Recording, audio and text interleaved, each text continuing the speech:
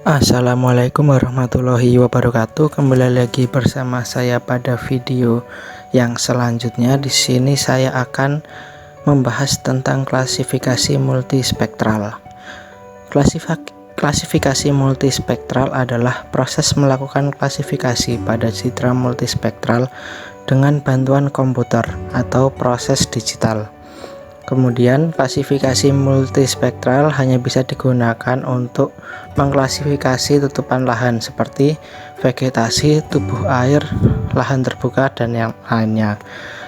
Klasifikasi multispektral tidak dapat digunakan untuk pengklasifikasian penggunaan lahan, yaitu contohnya seperti hutan lindung, tegalan, sawah, dan lain sebagainya. Kemudian klasifikasi multispektral dibagi menjadi dua, yaitu terbimbing dan tidak terbimbing. Pada klasifikasi multispektral terbimbing dibagi lagi menjadi dua, yaitu parametrik dan non parametrik.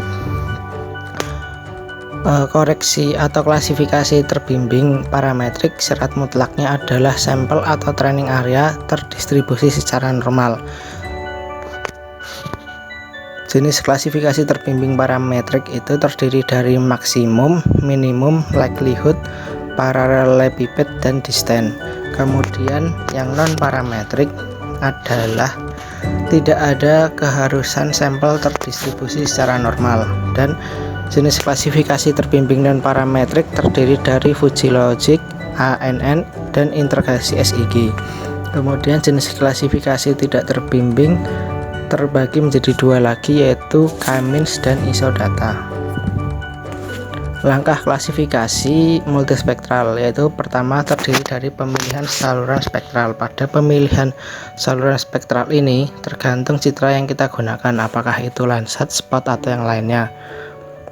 Karena itu akan menentukan jenis atau menentukan kompositnya, dan pemilihan sampel mudah atau dari pemilihan sampel dari setiap Landsat itu berbeda-beda, dan pemilihan sampel tersebut akan mempermudah untuk mengenali objek yang diklasifikasi.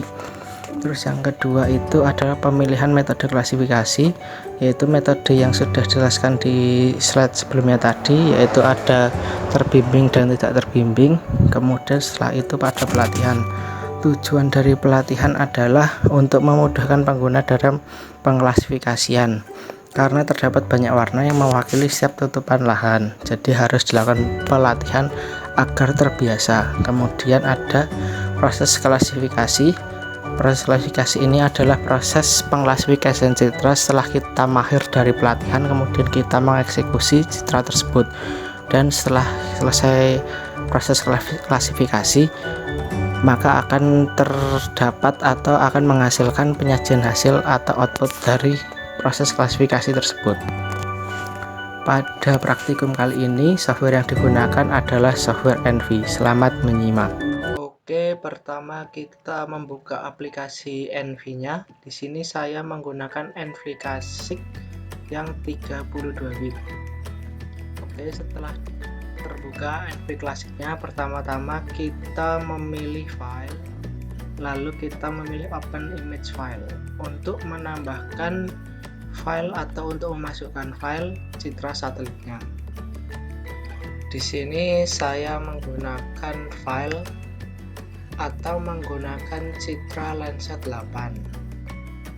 Oke, setelah terbuka atau setelah masuk pada bagian seperti ini, lalu kita terlebih dahulu mengedit atau mengatur RGB colornya, dimana warna rednya itu kita masukkan band 4, warna greennya kita masukkan band 3, dan warna bluenya kita masukkan band 2. Di sini kita pilih new display dan load RGB. Kita tunggu prosesnya sampai selesai.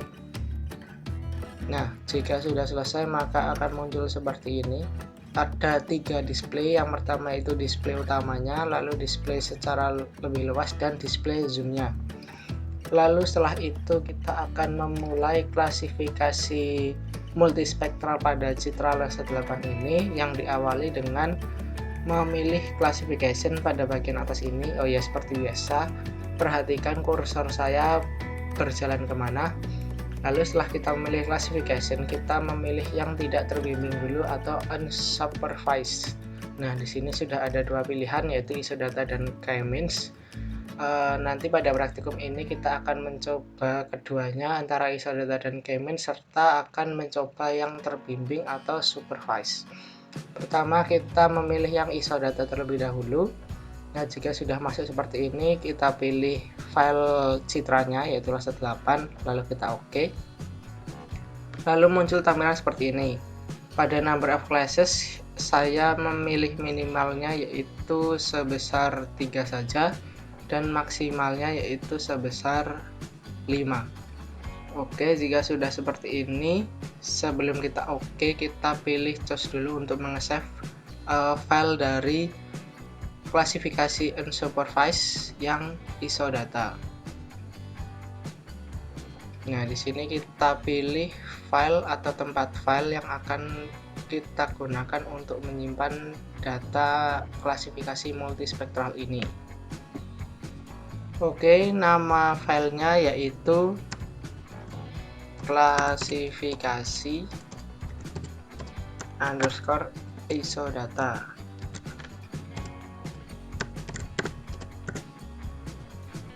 Jika sudah, lalu kita open. Dan jika sudah begini, lalu kita OK. Kita tunggu prosesnya.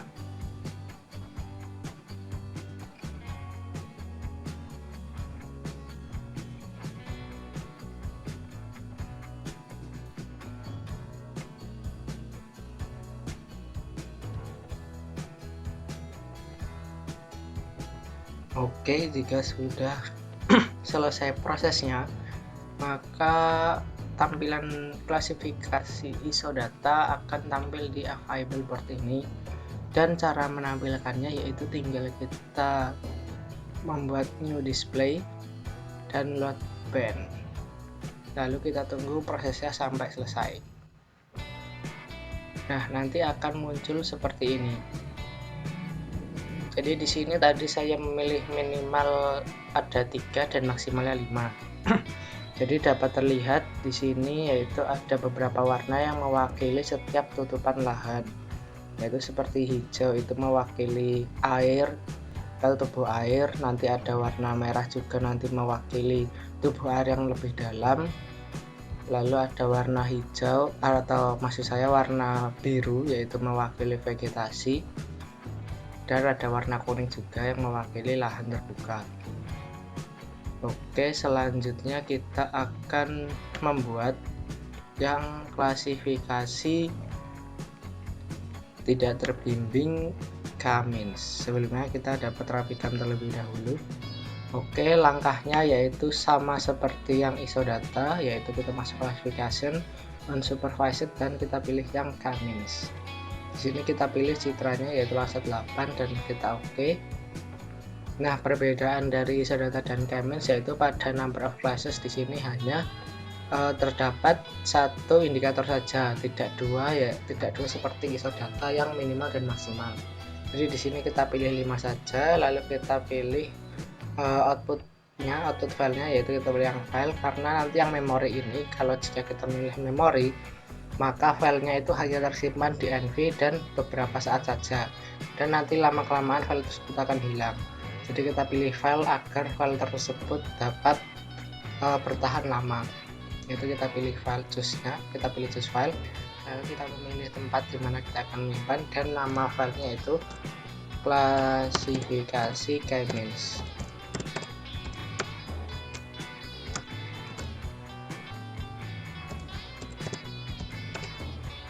Oke, lalu kita open. Setelah itu kita OK. Kita tunggu prosesnya seperti isodata sampai selesai.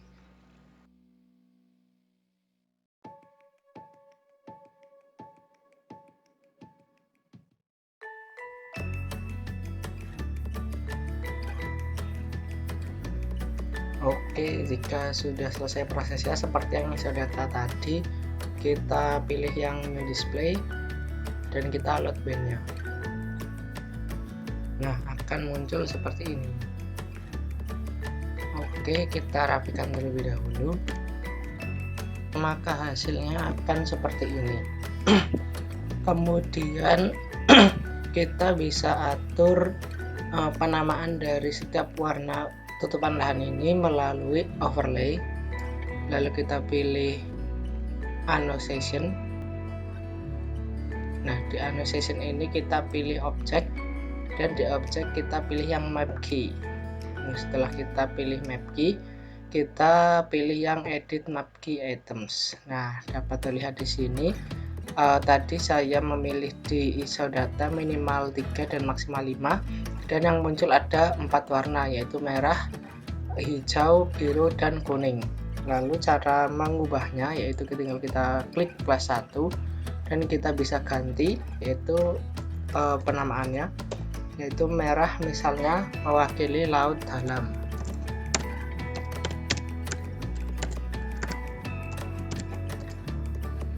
Kemudian di save. Kemudian kita bisa pilih yang kedua, yaitu warna hijau mewakili tubuh air. Kemudian yang biru mewakili vegetasi, dan yang warna kuning adalah lahan terbuka. Kemudian kita pilih save. Nah, di sini kita bisa beri nama terlebih dahulu. Di sini saya memberi nama ISO data underscore map key. Lalu kita OK. Dan kita OK juga di sini. Oke, sudah terganti ya penamaannya.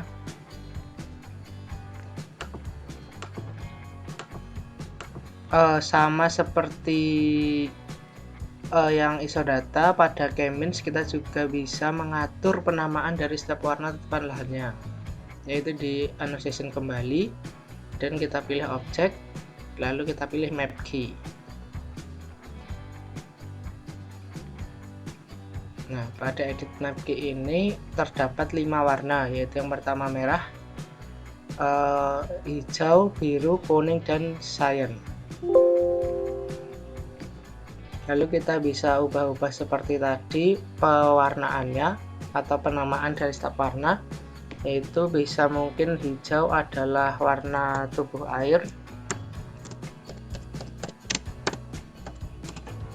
kemudian biru itu adalah lahan terbuka atau lahan kosong,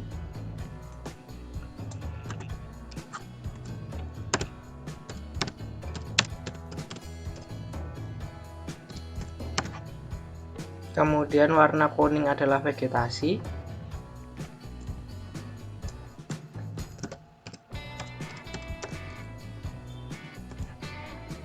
dan warna cyan ini adalah lahan terbuka. Berarti yang warna merah itu adalah vegetasi yang lebat.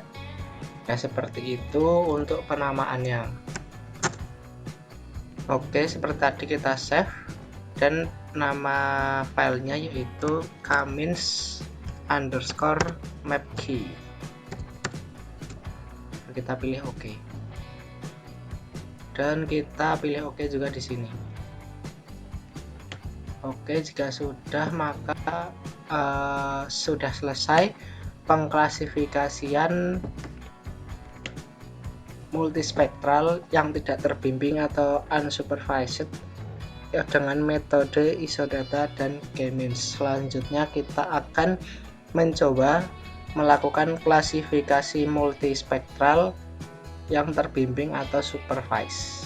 Baik, kita memasuki klasifikasi multispektral yang kedua, yaitu klasifikasi multispektral terbimbing atau supervise. Sebelum kita melakukan klasifikasi multispektral terbimbing, terlebih dahulu kita memilih menu overlay pada display 1. Kita klik overlay, lalu kita pilih region of interest. Di region of interest ini kita akan mengatur window yang akan kita pakai yang mana, terus penamaan row-nya apa, dan color dari nama row itu apa. penamaan ROI ini adalah penamaan dari setiap tutupan lahan. Oke, pertama-tama kita pilih windownya yaitu zoom agar mempermudah kita dalam mencari warna yang homogen. Oh ya, perlu diingat pada klasifikasi multispektral terbimbing ini syarat utamanya yaitu minimal adalah kurang lebih 100 pixel dan warnanya bersifat homogen. Maka dari itu kita memilih windownya yaitu yang zoom. Oke, lalu kita pilih yang pertama udah zoom, lalu kita pilih ROI yang pertama atau region pertama, kita ganti terlebih dahulu namanya menjadi kita awalnya atau kita membuat pertama-tama kita membuat untuk vegetasi yang rapat terlebih dahulu. Kita tulis vegetasi rapat, dan di vegetasi rapat akan diwakili oleh warna merah. Lalu karena sudah kita memilih windownya itu zoom, maka kita langsung membuat daerahnya pada display zoom ini. Oke, kita buat lingkaran.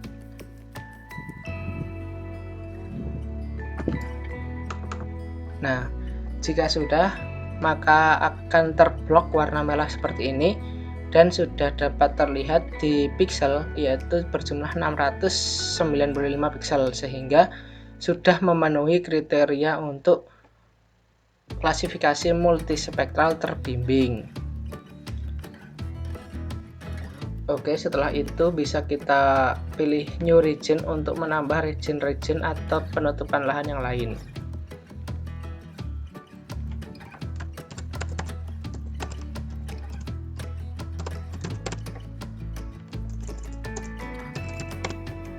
Pada region yang kedua ini kita mencari atau akan melakukan klasifikasi multispektral terbimbing pada tutupan lahan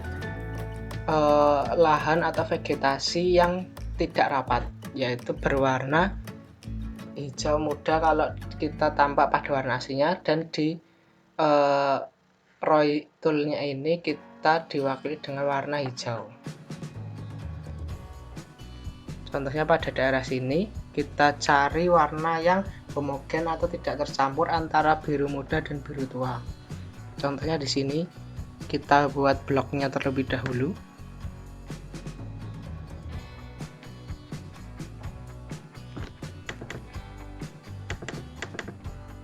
Nah, sudah jadi blok pada vegetasi yang rapat atau vegetasi yang tidak rapat. Kita beri nama terlebih dahulu vegetasi tidak rapat. Kemudian lanjut ke new region lagi untuk memilih warna atau untuk memilih tutupan lahan yang lain. Di warna biru ini mungkin kita bisa isi untuk tubuh air. Contohnya pada laut ini ya, ini warnanya sudah biru muda. Kita cari yang biru muda. Nah, ini sudah homogen ya warnanya. Lalu kita buat di sini.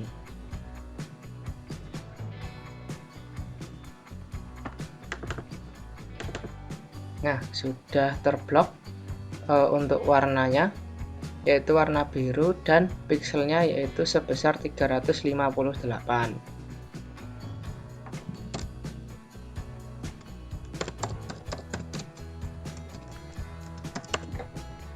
Lalu di warna kuning kita akan memilih atau kita akan membuat untuk lahan terbuka. Lahan terbuka yaitu seperti lahan terbuka tidak ada vegetasi, jadi lahan kosong seperti tanah kosong. Nah, contohnya di daerah sini ini ada warna coklat. Oke, mungkin di daerah sini kita cari warna yang homogen. Nah, contohnya di sini kita buat bloknya terlebih dahulu.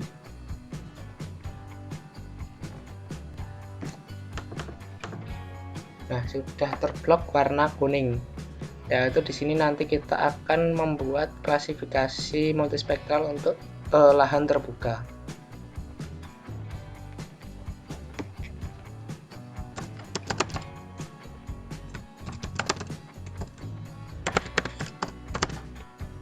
Oke, di warna cyan ini mungkin kita akan membuat untuk awan ya, karena di citra ini kita menemukan beberapa awan.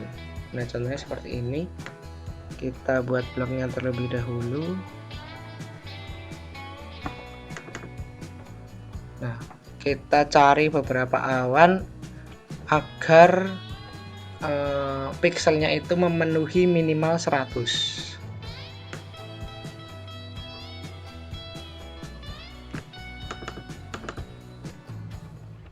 Oke, sudah 135, tinggal kita ganti namanya menjadi awan. Nah, sudah terbuat ada 5 tutupan lahan yang diwakili oleh setiap warna masing-masing dan pikselnya lebih dari 100. Lalu langkah selanjutnya yaitu kita pilih file untuk mengesave dari roy-roy tersebut. Lalu kita pilih save roy. Dan kita pilih select all item agar tersave semua, dan kita beri nama, atau kita pertama-tama terlebih dahulu memilih tempat untuk save-nya terlebih dahulu. Di sini kita sudah memilih foldernya dan kita memberi nama filenya yaitu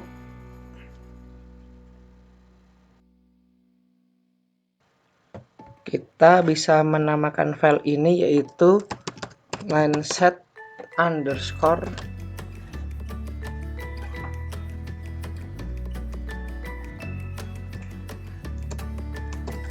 roy.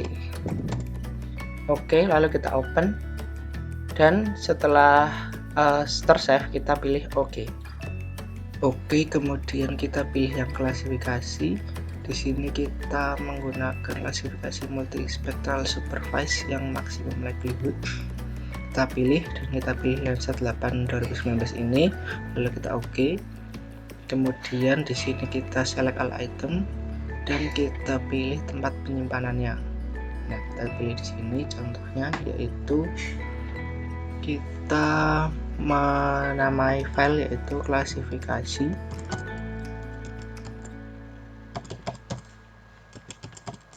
underscore max likelihood.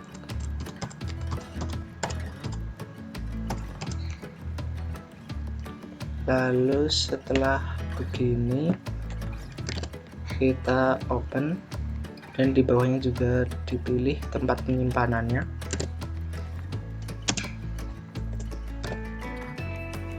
Lalu kita open dan kita OK. Tunggu prosesnya sampai selesai.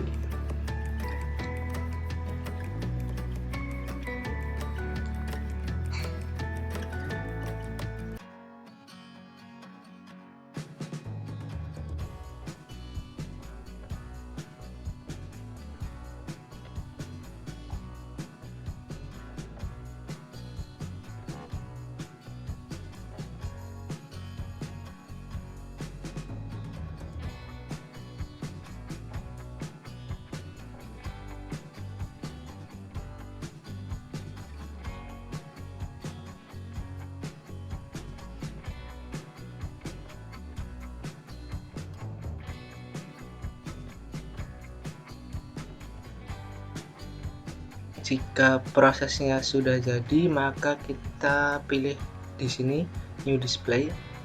Nah, lalu kita load band dan kita tunggu prosesnya sampai tertampilkan di display. Nah, seperti ini. Oke, di sini biru mewakili tubuh air.